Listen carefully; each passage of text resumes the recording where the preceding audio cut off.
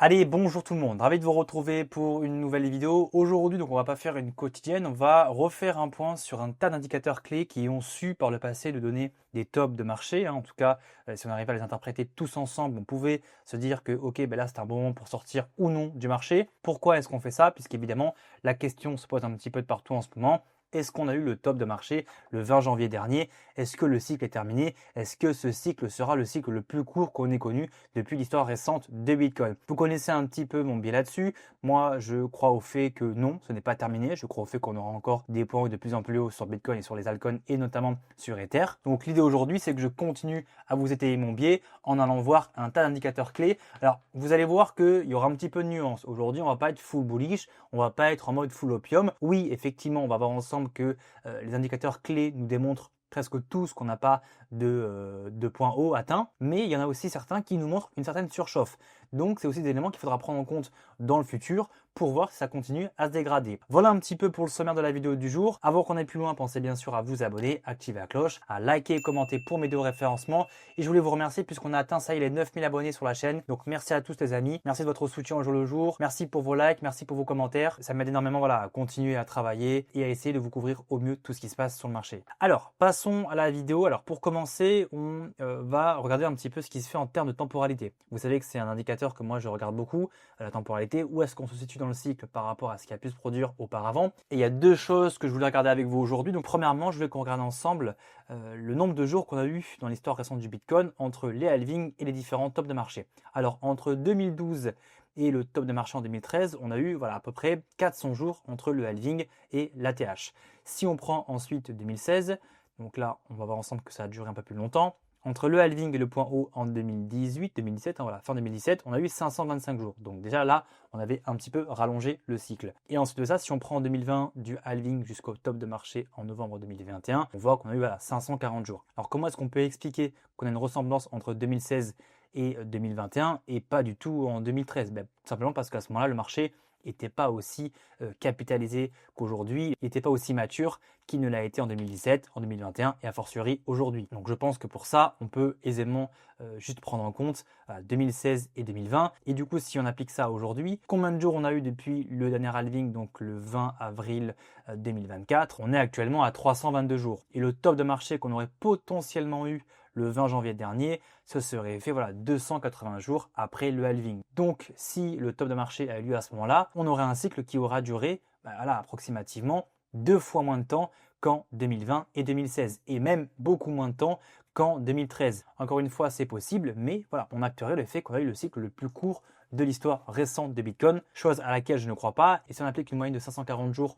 post-halving pour avoir un top, 530, 520 jours, vous avez compris, ça nous amène à un top de marché qui pourrait en fin de compte avoir lieu entre septembre 2025 et octobre 2025. Donc ça, c'est aussi un des premiers éléments qui me fait dire que le cycle n'est pas terminé, vu qu'on est beaucoup trop tôt encore dans celui-ci. Et si après on check la temporalité des différents ATH de date à date, on a entre l'ATH de 2013 et 2017, on l'a vu ensemble en vidéo cette semaine, on a 1484 jours, 1480. Entre 2016 et 2021, on a 1430 jours. Donc grosso modo, on a 1430, 1450 jours en moyenne de top à top. Et donc maintenant, on va appliquer ça aujourd'hui. Entre le top de marché de 2021 et le potentiel top de marché qu'on a eu le 20 janvier dernier, on a approximativement 1170 jours. Donc encore une fois, on aurait un cycle qui est de très très loin, beaucoup plus court que les précédents. En tout cas, les cycles, vous comprenez, ATH to ATH. Donc encore une fois, c'est possible, mais si on se range du côté des mathématiques, les probabilités vont beaucoup plus dans le sens que non, le top de marché n'a pas eu lieu le 20 janvier dernier. Ok, donc ça, la temporalité, en fait, elle est pertinente puisqu'on a pu constater depuis l'histoire récente de Bitcoin que le cycle est à chaque fois parfaitement respecté. Et pour ça, on peut aller checker le Bitcoin Cycle Law multiple pour constater ensemble très rapidement que, alors on va enlever 2013, on constate quand même que Bitcoin, depuis le début, a parfaitement respecté la cyclicité. Même là, sur ce cycle, on voit qu'on a parfaitement suivi les performances qu'on a eues en 2017 et 2021. Et beaucoup plus, effectivement, en 2017. 2017 qui, pour beaucoup, est un cycle qui ressemble beaucoup plus à celui-ci que 2021. Et là, en ce moment, ce qui ressort beaucoup, c'est, regarde, Tom, en fin de compte, on commence à être décorrélé de 2017. Sauf que, pour le moment, c'est un peu trop tôt pour le dire.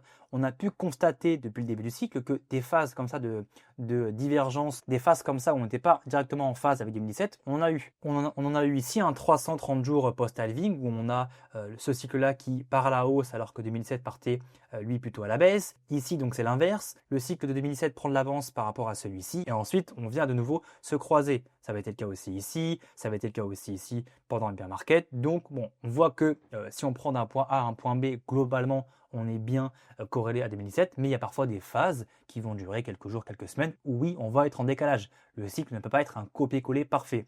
Mais dans sa construction, on voit quand même que pour le moment, même si on commence à un petit peu avoir une décorrélation, on voit que pour le moment, c'est assez clinique, assez parfait. Et donc si dans les prochaines semaines, on voit un Bitcoin qui repart à la hausse, chose à laquelle je crois, notamment poussé par la M2 et les bonnes nouvelles au niveau macro, on devrait avoir très rapidement un cycle qui se recorrèle avec 2017 et qui nous pousse, alors peut-être pas les mêmes performances, mais sensiblement le même momentum haussier. Ok, alors ça c'est la temporalité et la cyclicité.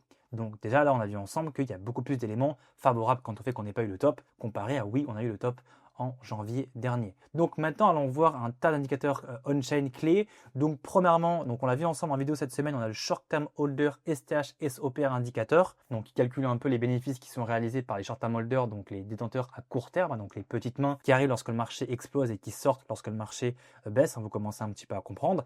Et bien ce qu'on peut constater actuellement, c'est qu'on est sur des niveaux qui historiquement ont toujours donné des entrées assez incroyables sur le marché.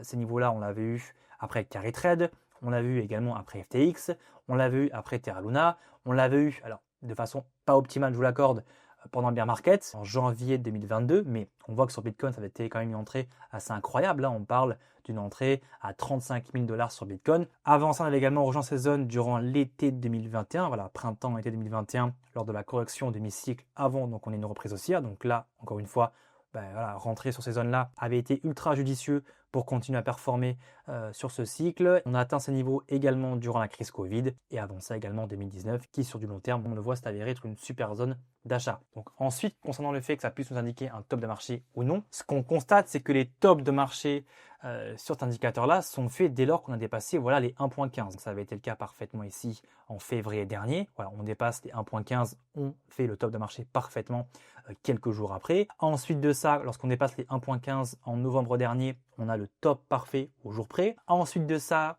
lorsqu'on dépasse les 1.15 à partir de décembre 2020, derrière, on commence à être en surchauffe sur le marché. Il y a un petit peu de temps avant que ça commence à corriger, mais on avait des signaux de ça y est, le marché rentre en surchauffe, donc il faut commencer un petit peu à se payer. Puisque là, ce qu'il faut vous dire, c'est que dans ces phases-là, en fin de compte, les short-term holders, les gens qui arrivent à court terme, réalisent beaucoup de profits. Ok, tout le monde commence à gagner, donc tout le monde commence à en parler un petit peu à droite à gauche. Je gagne. Tu fais rentrer un copain, le copain il gagne. Il en parle à tout le monde, donc c'est l'effervescence, l'euphorie, donc grosso modo le bull run.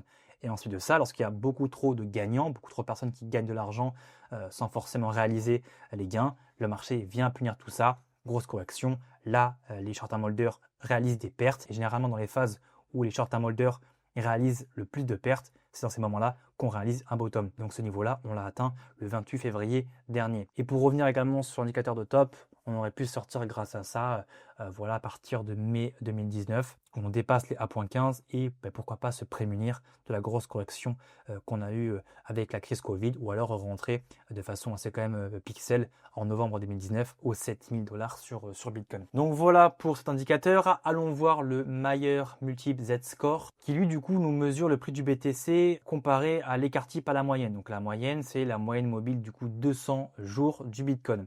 Et donc on voit que lorsqu'on s'écarte à la hausse de la moyenne mobile et qu'on dépasse les 1.5, donc 1,5 fois l'écart type à la moyenne, généralement c'est là où il y a le top de marché. Ça avait été le cas parfaitement en 2021. On voit qu'on commence à être en surchauffe à partir de janvier. Derrière, du coup, le marché explose. C'est le bull run qu'on a connu. Et à ce moment-là, du coup, pareil, il y a tellement de gens qui sont en gain que le marché vient punir tout ça et recorrige assez fortement. Donc voilà, en 2021, on a vu le top parfait. On revient en 2019, on aurait pu sortir de façon pixel lorsqu'on était aux 12 000 $ sur Bitcoin parce qu'on dépasse là aussi les 1.5. On aurait pu re-rentrer de façon aussi pixel lorsqu'on réatteint les moins 1.5 suite à la crise Covid. Donc ça également sera un indicateur qu'on regardera attentivement en période de bear market pour bien rentrer sur le marché. Et avant ça aussi, lors du top de marché qu'on a eu en 2017, lorsqu'on dépasse les 1.5, voilà, on n'est plus très loin du top. Donc dès ce moment-là, on aurait pu commencer à sortir progressivement du marché. Hein, ça ne veut pas dire que si demain il y a une reprise du marché et qu'on dépasse les 1,5, il faut tout bazarder. Non, parce qu'on voit qu'il y a un petit peu de latence entre le fait qu'on dépasse cette zone et qu'on déclenche le top de marché. Par contre, c'est dans ces phases-là où il faut commencer à se dire, ok, maintenant je commence à décharger,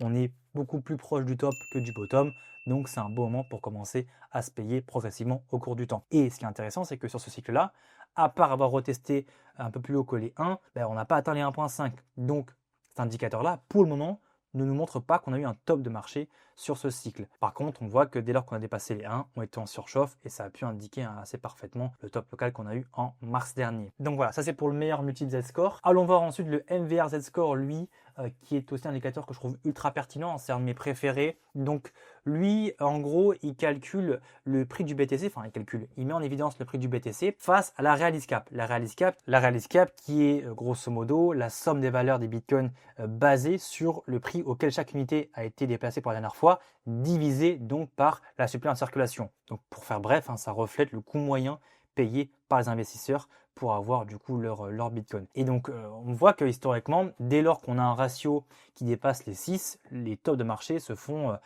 peu après. Donc ça va être le cas parfaitement en 2021. On dépasse les 6 à partir de janvier, on rentre en surchauffe, donc là on aurait pu se dire ok ça y est on commence à un petit peu décélérer, on commence à un petit peu vendre. Ça va être le cas aussi parfaitement en 2017, on voit on dépasse les 6 en novembre 2017 et le top de marché se fait quelques jours, quelques semaines après. Ça va être le cas aussi parfaitement en 2013, on voit on aurait pu sortir ici sur ce top, ça va être le cas aussi parfaitement ici en 2013. Donc on voit après qu'on est allé beaucoup plus en termes de ratio, on voit ici qu'on est monté à 10, ici on voit qu'on est monté à 9, ici à 10, mais je pense que prendre comme target les 6 est plus cohérent, comme ça au moins on n'essaie pas de timer au mieux le top de marché. On commence à sortir progressivement dès lors qu'on a une surchauffe. Donc on voit que là en l'état, on en est relativement loin, on a à peine atteint les 3,3 en termes de Z-score le 17 décembre dernier. Donc on est très loin d'avoir eu une quelconque zone de surchauffe sur cet indicateur-là. Donc là aussi, si on prend le MVR Z-score en compte en ce moment, on n'a pas eu de signe de top de marché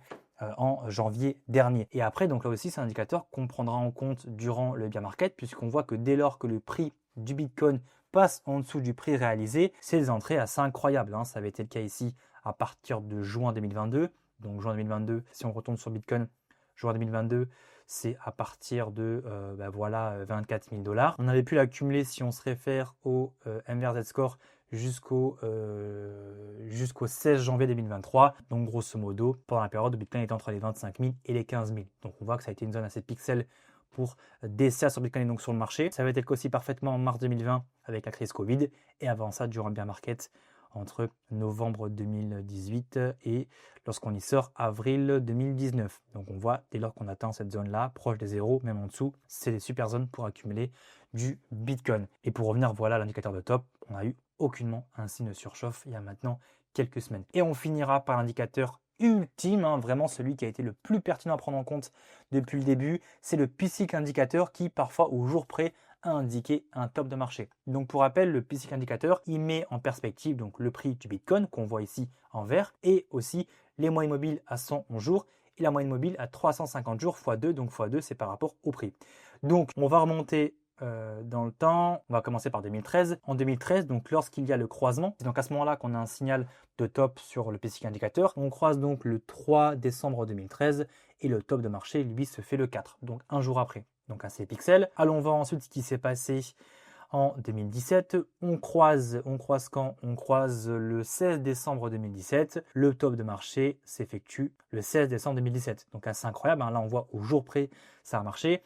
Ici, on prend ensuite le cycle de 2021. Si on prend du coup le premier top qu'on a eu en avril, le croisement se fait ici le 11 avril 2021, tandis que le top de marché, lui, s'est fait le 13, donc soit 2 jours après. Donc on voit que c'est un indicateur qui est ultra pertinent pour avoir parfois au jour près, ou sinon à 2-3 jours, pour avoir du coup le top ultime, en tout cas sur Bitcoin. Parce qu'après, évidemment, sur les alts, ça peut encore monter un tout petit peu derrière. Mais rien qu'avec ça, par exemple, on pourrait se dire, OK, maintenant, je sors complètement du marché.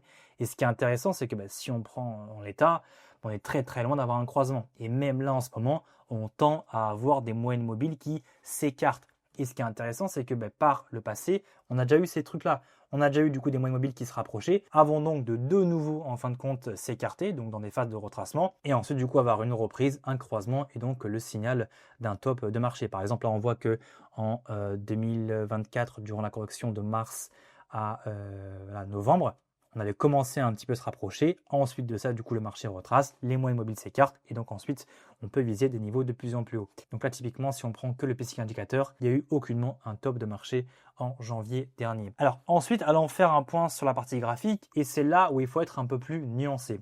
Si on prend par exemple, et on finira là-dessus, si on prend par exemple le RSI, je vais reprendre le graphique du début de la vidéo. Ce qu'on a pu constater, c'est que généralement, les divergences baissières sur RSI en weekly ont été souvent synonymes de top de marché. Par exemple, prenons 2021.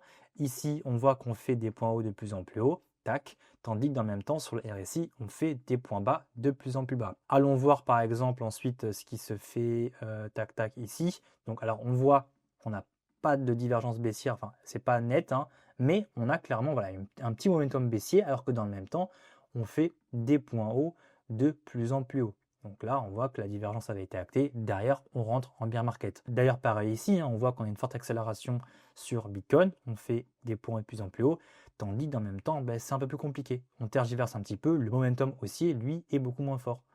Tac, on voit ici. Et ça marche également très bien à la baisse. Hein. Par exemple, si on prend le bear market dernier, voilà, ici on voit qu'on fait des points hauts de plus en plus hauts en sortant d'une zone de survente, hein, puisque je ne l'ai pas dit, mais ici à chaque fois on était en zone de surachat. On sort du coup d'une zone de survente, tandis que dans le même temps, on fait des points bas de plus en plus bas. Et là où, effectivement, en ce moment, c'est peut-être le seul indicateur qui, moi, me fait poser la question de « Ah, peut-être que oui, le top a pu avoir lieu », c'est que si on prend le top de mars dernier à janvier 2020, on fait des points hauts de plus en plus hauts, tandis que dans le même temps, sur le RSI, on fait des points bas de plus en plus bas. Donc, c'est vrai que c'est potentiellement le seul truc vraiment qui me laisse un petit peu dubitatif. Mais bon, si je fais un petit peu le cumul des choses, il y a beaucoup plus d'éléments qui me font croire que non, le top n'a pas eu lieu, comparé à oui, le top a eu lieu. Donc ça a surveillé. Après, ce qui est possible, par exemple, c'est qu'on est voilà, de nouveau une accélération haussière, c'est ce que je crois, et que dans le même temps, on voit un RSI qui nous montre qu'on n'a pas de momentum haussier. Ça, pour le coup, j'y crois. Je crois qu'en fait que la divergence va continuer à s'illustrer. Et là, pour le coup, lorsqu'on aura de l'autre côté des indicateurs qui nous montrent, ok, là, on commence à être en surchauffe, là, ce sera ultra pertinent de se dire, ok, le RSI en plus, il nous le montre, donc là, il faut sortir. En l'état, pour le moment, le RSI, il évolue un petit peu seul dans le fait de nous dire que le top de marché a pu avoir lieu. La divergence, voilà, je le répète, mais elle peut encore s'acter un certain temps. Mais voilà, ça a surveillé. Après, si on check aussi au niveau du MACD, même si ça n'a pas, pour le coup, annoncé des tops de marché beaucoup plus précisément, là, ce qu'on voit en l'état, c'est qu'on est toujours dans un croisement qui est plutôt bearish, donc on va attendre un croisement bullish pour avoir de nouveau une accélération haussière. Voilà, par exemple, en octobre dernier, quand on croise bullish ici lorsqu'on est aux 64 000 $, derrière on accélère assez fortement. Pareil durant le bear market, on croise bullish le 16 octobre 2023, on est aux 26 000 $, derrière on accélère assez fortement jusqu'au, vous le savez, 70 000 $ lorsqu'on effectue un nouvel ATH en mars dernier. Donc voilà, en somme les amis, pour résumer la vidéo du jour, il y a beaucoup plus d'éléments qui sont en faveur du fait de dire que voilà, effectivement il n'y a pas eu de top de marché. Si on se fie à ce qui se fait on-chain, malgré tout il faut quand même rester à l'affût.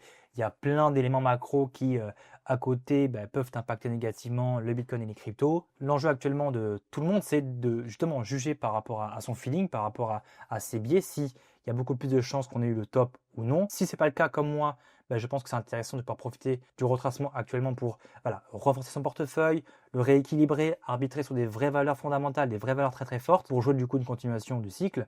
Et à l'inverse, si on ne croit pas au fait que le cycle va continuer, c'est commencer à se retirer petit à petit, profiter des rebonds pour sortir, amasser du cash de côté pour mieux le réinvestir lors du prochain bear market. Puisque, on le répète encore une fois, mais les meilleurs achats qu'on pourra faire seront en bear market. Ça, il faut vraiment se le rappeler. On a le temps, on aura le temps de faire de meilleurs achats dans le futur. Ça, c'est sûr. Donc voilà les amis pour la vidéo du jour. J'espère qu'elle vous aura plu. Avant de partir, pensez bien sûr à vous abonner, activer la cloche si ce n'est pas déjà fait, à liker et commenter pour m'aider au référencement. Et nous, on se dit à plus pour une prochaine vidéo. Ciao tout le monde!